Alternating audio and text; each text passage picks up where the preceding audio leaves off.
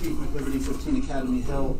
I think it's time that we kind of summarize to some degree as to what happened, to put everything into context so that the facts are shared and spread.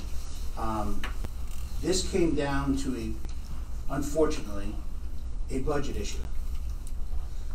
Back in 2017, the state of Connecticut issued a report that was given to the vote as to how much money you were going to receive for educational cost sharing.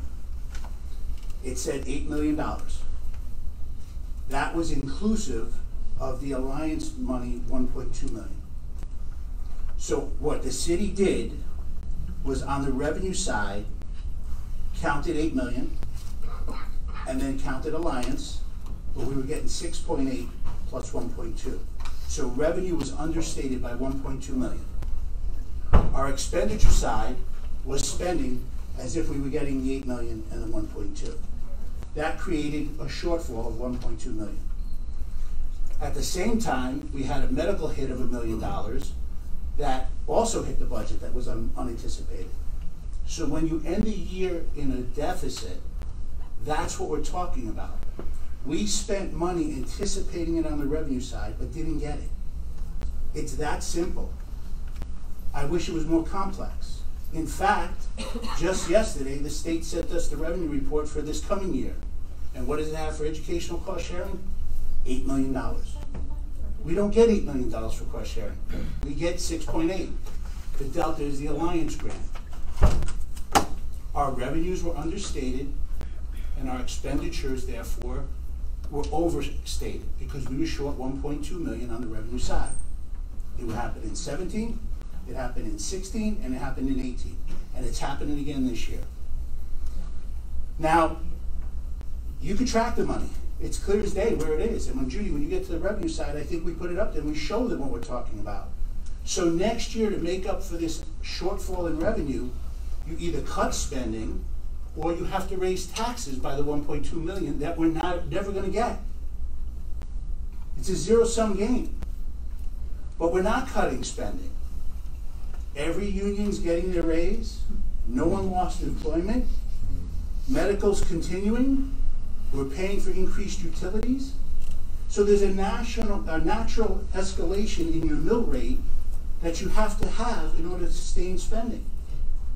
We are in a people business. So maybe it's time we start looking at the services we are providing. Because if you're going to cut labor, you're going to cut services. And if that's what we want to do and that's what we have to do, so be it. But let's vet it out. Now, this increase in taxes is kind of an ironic number. If you look at the consumer price index, which is really indicative of increase in cost other than food and gas, which are above this, CPI went up 3 years ago 1.7%, 2 years ago 2.1%, and last year 2.9%. But we had 0 mill increases. Everyone was trying hard to keep taxes down for people. The increase that we're facing today is 6.4%. If you take the CPI for those 3 years when we were 0, it equals 6.6%. What that tells me is that if we had even gone up the CPI, we would have been at the same spot. The problem now is we're getting hit at once. The problem now is we ran out of cash to sustain our operation, and this spinning of money's missing. It's not missing. Go to the ledger, you'll see it. We had less revenue than we thought, and we were spending more than we had. It's that simple. The source document can be pointed to as a document from the state. I'm not blaming them. We should all caught it, everyone. But I'm saying what caused the problem? Right there. And sure enough, this week we got the same numbers from the state where it double counts Alliance.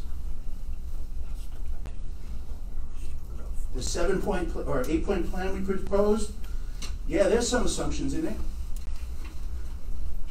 But if we're not going to tighten the belt and commit ourselves to fixing it, then throw the plan out. But we have nothing else. We have across the street, that's been developed for 20 years. It's time. It's time to start getting commercial growth. Right now, the burden, if you look at the last 10 years, the burden of taxes that have shifted to homeowners for commercial has more than doubled. Because we don't have the economic growth. So part of the plan, the 8-point plan, was to have brainless growth. We restructured the debt. If we didn't restructure the debt, the mills would have been at 6. We were able to restructure the debt because interest rates are low. The 10-year treasury just went under 2. That means we pay less in interest. We take our $2 million debt payment for the next 2 years and we bring it down to $8,000. I didn't want to restructure debt for this reason, to catch up, but we're able to. Now we have a strong bond rating. It may not be there next Monday. We're probably going to go down a notch or 2, but we're able to secure low interest debt right now because of who we are. And part of who we are is the fact that we had a fund balance.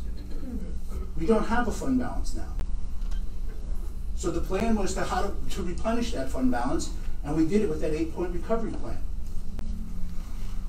Fund balance should be about 10% of your operating. We were at 5. You take 3 years of being short 1.2 million and add another medical $1 million we were short, it wiped out the fund balance. But taxes were kept low the last 3 years. So my comment, so there's no confusion that we're going to raise taxes, is we have to have a natural escalation in our mill rate.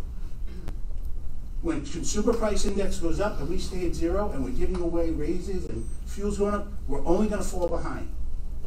I was just being realistic about it. And the last 3 years show that. If we had just gone up CPI, we would be right where we are today, same percentage rate. Adjust long-term costs. We can't sustain medical increases, guys. We can't sustain $500 million we're spending on medical payments for retirees, $9 million for employees. Now the flip side is they can't pay more of the premium share because they're getting lower raises. So it's a dilemma. You resolve the dilemma by growth in the grand list or reducing headcount. But we're in a labor business. So we said in the 8-point plan, adjust for long-term costs. We have to look at that. I also said buzzwords of regionalization and shared services can no longer be buzzwords. We have to change the way we do business. Maybe it's not regionalization. Maybe it's an intermunicipal agreement with Shelton. We close the high school. There's a lot of things you can do. But let's all come out of our lanes and work together on this. Now, the fund balance replenishment that we proposed the other night, which was a result of restructuring the debt, deferring a pension payment, doing a tax sale,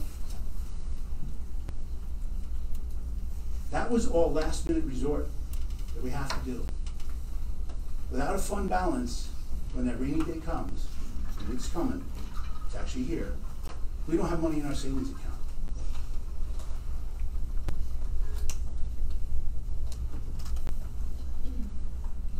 It's not going to be easier. It's going to be worse the next couple of years, folks, because the state of Connecticut, as Mrs. Borelli said, puts mandates and burdens upon the towns, and then they don't fund their obligation. The law. Law requires them to fund educational cost sharing 100%. They haven't funded it in 22 years. They have not complied with the law. Excess cost, they haven't funded the law in 18 years. So while they require mandates on us, and they don't send the money that the law requires they send, it falls on us.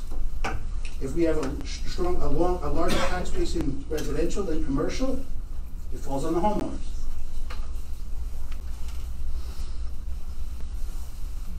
So, yeah, we can fight the fight, but I don't see any state rep. I don't see any of them wanting to fight that fight. So our solution that was proposed was to keep in mind affordability. 2.5 mils may not be affordable to some, but it's not 6 mils. And the financial solution we proposed has no impact on labor. Everyone keeps their job. Everyone gets their raise. Everyone keeps medical. The staffing levels stay the same. We did it trying to use things as far away from the taxpayer as we can. So taxpayers are not paying for a mistake. What we're paying for is that we didn't tax over the last 3 years when we should have, because our revenue was overstated. Now the internal controls and what the order has, yeah, every mayor is going to try and fix it. We need money. We have money in this current budget. You took a step to do some of those things, and Doc Conway is fantastic, and we're working together to fix our issues between the two. Now, you want to file bankruptcy? I don't really think you want to do that for a couple reasons. One, you lose all control. So when the state took over East Haven, and they took over Hartford, the first thing they do is raise the taxes to what is required to sustain the municipality. So the first thing that gets done here is 6 mills. Done. Second, you're all gone, aldermen are all gone, we're all gone. The people that elect us, who they elected, gone. They put an agency in to take over and run the operation. So while we want say, we want the democratic process to allow us and afford us the ability to speak to our elected officials, there ain't no elected officials after that. And the mill rate will go up immediately to replenish the fund balance. We are taking an approach that takes 2 years. At no point did I say we're raising the mill rate for 3 years. Okay? This approach is to create a smooth effect, smooth out the burden, and restore fund balance, keep affordability in mind, and keep labor and our people in mind. If people don't see that, I'm sorry, but I'll tell you, we considered every one of those pieces of the pie when we came up with this plan. Let's talk MBR. Can I go under a different name first? My last thing is the MBR. Minimum budget requirement. State of Connecticut says if you fund the Board of Ed at a certain level, you can't go below that level in the subsequent years. As education costs go up, our local share goes up. As there's no commercial development, that increase falls on the homeowners. The state does allow for non-alliance districts that if there's a dip in enrollment, you can reduce your MBR by a figure, it's in 3,000 and change, times the number of kids that the enrollment is down. But you can't do it in an alliance district. We're an alliance district. So the state puts mechanisms in to help the affordability element, but then they pass laws that change it for the poor towns. So maybe it's time we do get in a room with the Board of Ed and make our list of issues, and we call state reps and state senators in here. I'm not having coffee with them on Route 34 for an hour. Get in a room and figure out what the hell the state's doing to us that we can't afford anymore. I'll conclude with this. Is this painful? Yes. Yep. Are there some assumptions? Yes. Should we have paid taxes each year for the last 3 years? In hindsight, yes. That's easy. Easy to be Monday morning quarterback. But let's learn from those mistakes and just recognize we're going to have no increases as long as labor goes up and fixed costs go up. Let's try now and control it so that it's affordable to people. If we're going to sit here and say we're never going to raise taxes, we're fooling ourselves. We now have to control how much they go up for each of the subsequent years.